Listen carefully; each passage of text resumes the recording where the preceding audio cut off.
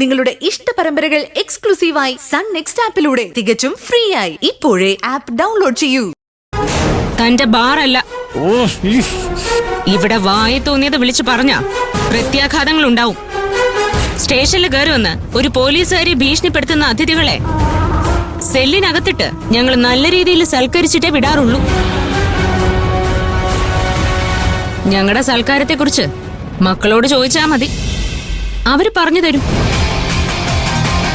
തനിക്ക് നല്ല പ്രായമായില്ലേ, പണ്ടത്തെ ആരോഗ്യമൊന്നും കാണില്ല. മക്കൾക്ക് കിട്ടിയതുപോലെ തനിക്ക് കിട്ടിയ അത് തന്റെ ശരീരം താങ്ങില്ല.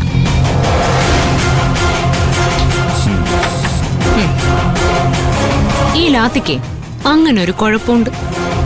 എതിരെ നിൽക്കുന്നത് പണക്കാരനാണോ പാവപ്പെട്ടവനാണോ എന്നുള്ള നോട്ടൊന്നുമില്ല. അടിച്ചാ രണ്ടു കൂട്ടർക്കും വേദന എടുക്കും.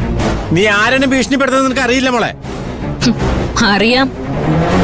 ഈ നാട്ടിൽ കള്ളച്ചാരായം വിറ്റ് കാശുണ്ടാക്കി വലിയ ആളായ ഒരു തേർഡ് റേറ്റ് ക്രിമിനൽ.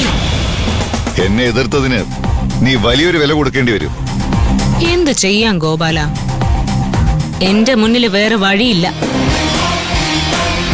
ഇപ്പൊ എന്റെ ജീവിതത്തിൽ ഒരു ലക്ഷ്യമേ ഉള്ളൂ, നിന്നെയും നിന്റെ സന്തതികളെയും ജയിലിലടക്കിയെന്ന്. മഞ്ജു, ഗോപാജിയോട് സംസാരിക്കുമ്പോ കുറച്ച് ബഹുമാനാവാം. അദ്ദേഹം ഈ നാട്ടിലൊരു പ്രമുഖനാ. താൻ ശമ്പളം വാങ്ങുന്നതേ ഈ പ്രമുഖന്റെ കയ്യിൽ നിന്നായിരിക്കും. എനിക്ക് ശമ്പളം കിട്ടുന്നത് സർക്കാരിൽ നിന്നാണ്.